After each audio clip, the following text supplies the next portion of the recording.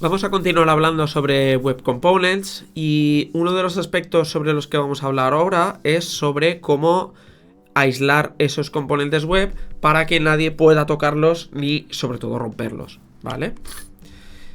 Si nos imaginamos que tenemos un componente o que vamos a crear un componente de tipo card, el típico componente que es un cuadradito, un título, una imagen y un texto, tendríamos este HTML que sería un div con la clase card, un span o un h1 o lo que fuera con una clase card title, donde tendríamos el title, una imagen, card image y un card body, ¿vale? Esto, si lo soltamos en un documento HTML, cualquier otro código puede modificarlo, obviamente, por JavaScript, por HTML se podría tocar y igual se rompe porque el estilo o la estructura está pensada para ser siempre igual y podrían llegar a romper el componente que no se viera bien. ¿Cómo haríamos para que esto no ocurra?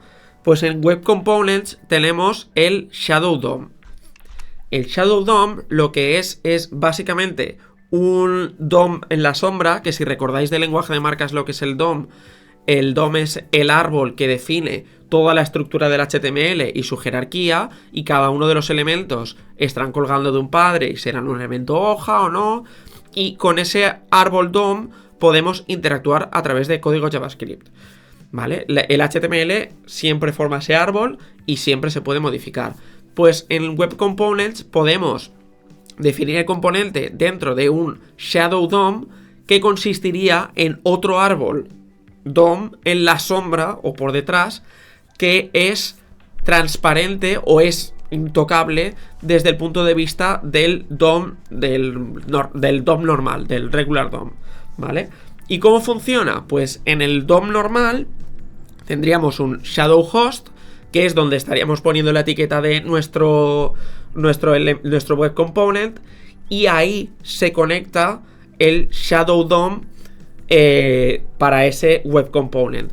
Ese Shadow DOM conforma un árbol Shadow, un Shadow Tree, que tiene también unas características prácticamente iguales que las del... Bueno, son iguales que las del DOM normal. Tiene un root, tiene una serie de hojas, tiene una jerarquía, pueden ser hijos, padres, siblings, y se navega exactamente igual que el DOM.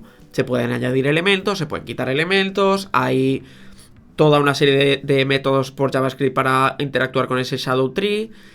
Y además, en este Shadow Tree, como es exactamente igual que un DOM regular, un DOM normal, podemos atachar más Shadow DOMs, ¿vale?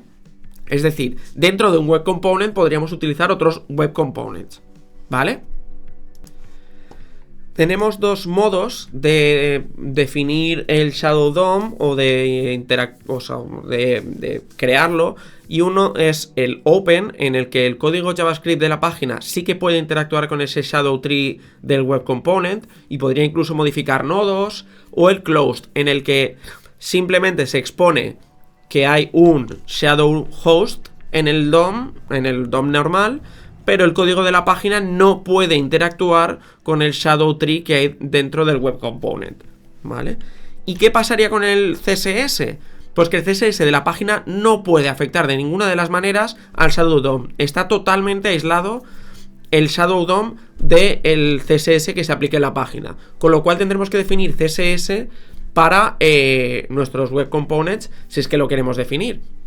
Esto es un encapsulamiento muy fuerte que puede llegar a tener muchas ventajas y muchos inconvenientes. Por ejemplo, si tenemos CSS que se aplican en la página y que queremos que se apliquen también en el componente, con un Shadow DOM se puede hacer, pero es muy complicado. Tenemos que referenciar desde dentro del Shadow DOM al CSS externo y se complica bastante, incluso perdiendo un poco el sentido de el Web Component encapsulado, ¿vale?